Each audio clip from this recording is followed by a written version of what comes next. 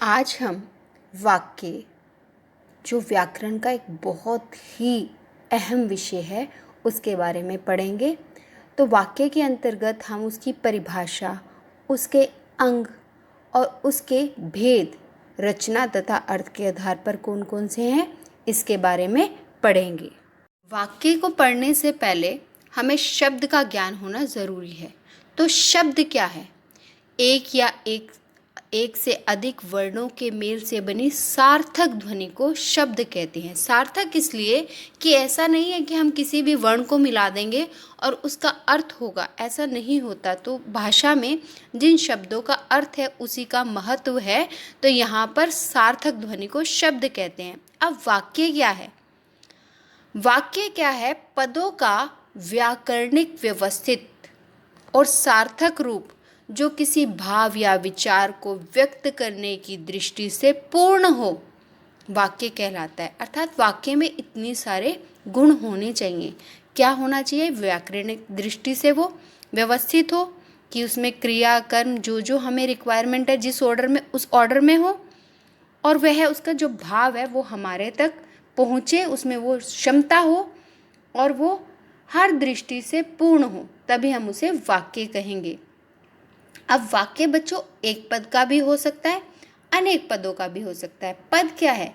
वाक्य में जब अगर हमने राम, वैसे एक शब्द है, पर राम को अगर हम वाक्य में प्रयुक्त कर देते हैं, राम खेल रहा है, तो राम को हम वहाँ पर पद कहेंगे। तो वाक्य जो है वह एक पद का भी हो सकता है, अनेक पदों का भी। अनेक पदों के वाक्य तो आपने देखे ही हैं। अब एक पद का कैसे? उदाहरण के लिए जैसे नहीं, अगर हम आपको बोलते हैं कि आप चाय लेंगे, तो आप कहते थे नहीं, तो वो एक अपने आप में क्षमता है उसमें उत्तर व्यक्त करने की, तो वो एक पद का भी वाक्य बन रहा है। शुक्रिया इत्यादि। अब वाक्य के गुण। वाक्य की विशेषताएं कि हर क्रिया, एक या एक से अधिक पद, अर्थ या भाव पूर्ण और स्वतंत्र होने चाहिए।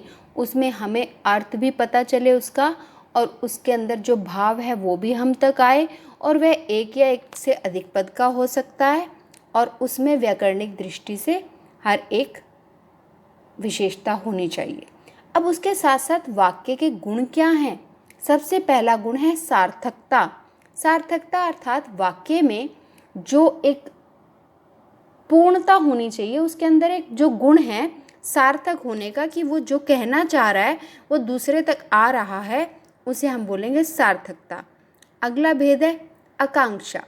वाक्य इस प्रकार का होना चाहिए कि उसे सुनकर भाव समझने की आकांक्षा ना रहे, अर्थात उसे सुनते ही हमें उसका जो पूरा भाव है वह समझ में आ जाए, अर्थात हम जो कहना चाह रहे हैं वो दूसरे तक पहुंच जाए। तीसरा है योग्यता। योग्यता क्या है? प्रसंगानुकूल भाव बोध की योग्यता, अर्थात हम जिस प्रसंग के बारे में बात कर रहे हैं, जिस चीज़ के बारे में बात कर रहे हैं, जिस विषय के बारे में हम बोल रहे हैं, लिख रहे हैं, तो उसमें उतनी योग्यता होनी चाहिए कि वो उस विषय के हिसाब से हमें उसके भाव का बोध करा सके। अगला है समीपता। वाक्य के शब्द समीप होने चाहिए, अर्थात वो ऐसे लगना चाहिए कि जैसे कहते हैं ना, एक फिल्म देख रहे हैं तो हमें एक के बाद एक उसका सारा कुछ हमें समझ आ रहा है।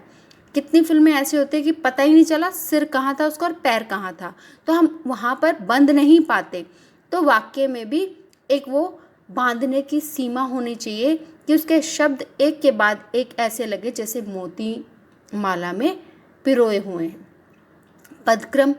वाक्य में प्रयुक्त सभी पदों का क्रम निश्चित होना चाहिए, अर्थात अगर वाक्य में कर्ता के बाद कर्म है और उसके बाद क्रिया है तो वो ही उसका क्रम होना चाहिए।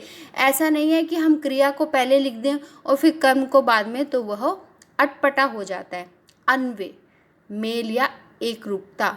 व्याकरण की दृष्टि से एकरूपता होनी चाहिए, अर्थात लिंग, अगर हम स्त्रीलिंग की बात करें, हमारी कर्ता स्त्रीलिंग है तो हमारी क्रिया भी उसी के हिसाब से होनी चाहिए।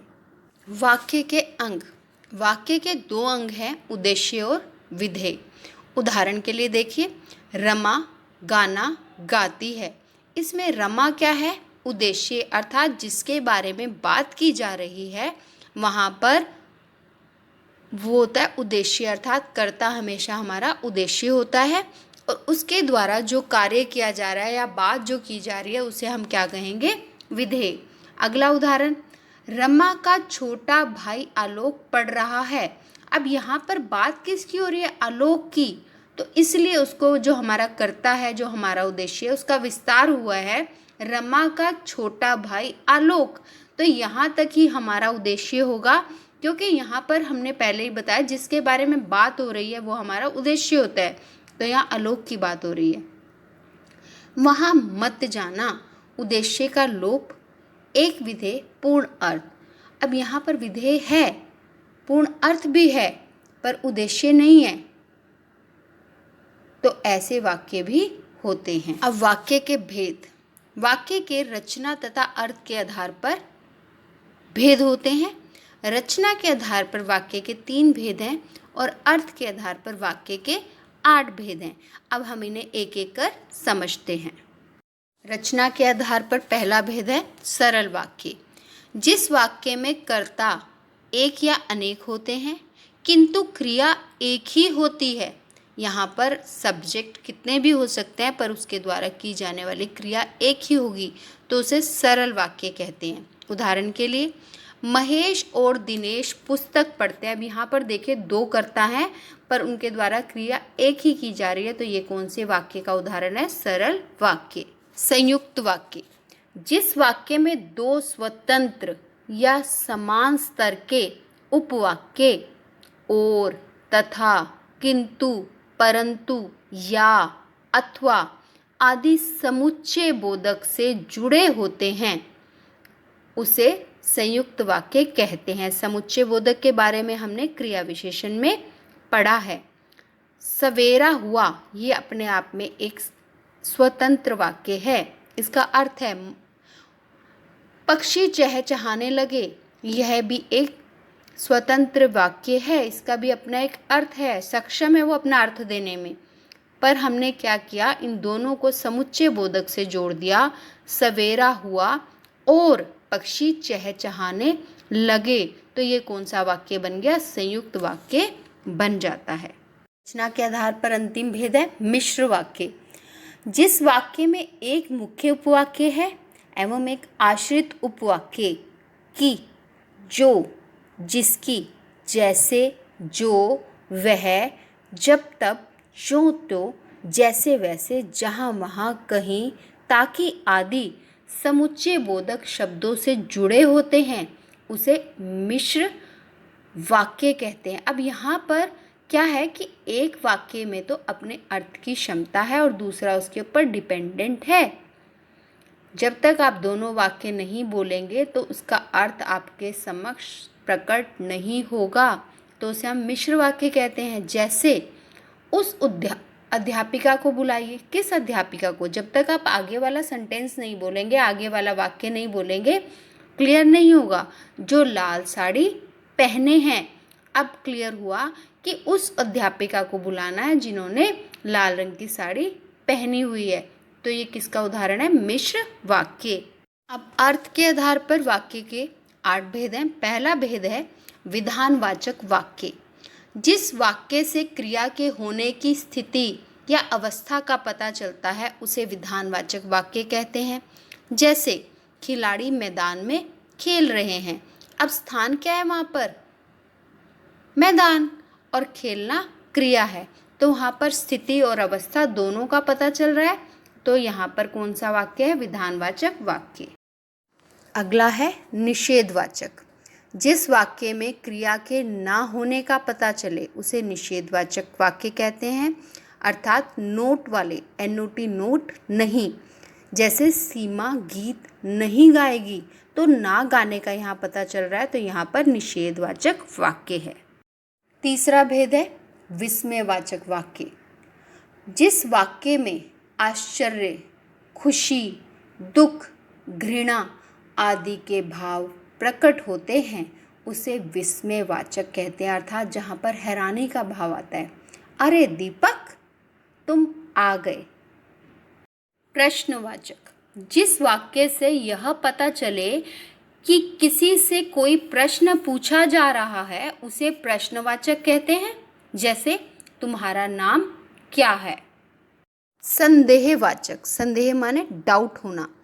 जिस वाक्य में कार्य के होने में संदेह प्रकट हो उसे संदेहवाचक वाक्य कहते हैं।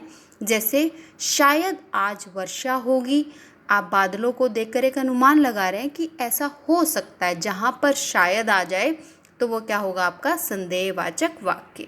आज्ञावाचक, जिस वाक्य में आज्ञा, आदेश, अनुमति, प्रार्थना, निवेदन आदि का भाव प्रकट हो उसे आज्ञावाचक कहते हैं। जैसे घर जाओ और खाना लाओ, यानी कि आप ये किसी को आदेश दे रहे हो, आज्ञा दे रहे हो कि घर जाकर खाना लाओ, तो ये क्या है आज्ञावाचक वाक्य। संकेतवाचक, जिस वाक्य में किसी कार्य के होने या ना होने के पीछे किसी कारण या शर्त का संकेत मिलता है उसे संकेतवाचक कहते हैं। मतलब यहाँ पर एक काम होगा तो दूसरा होगा।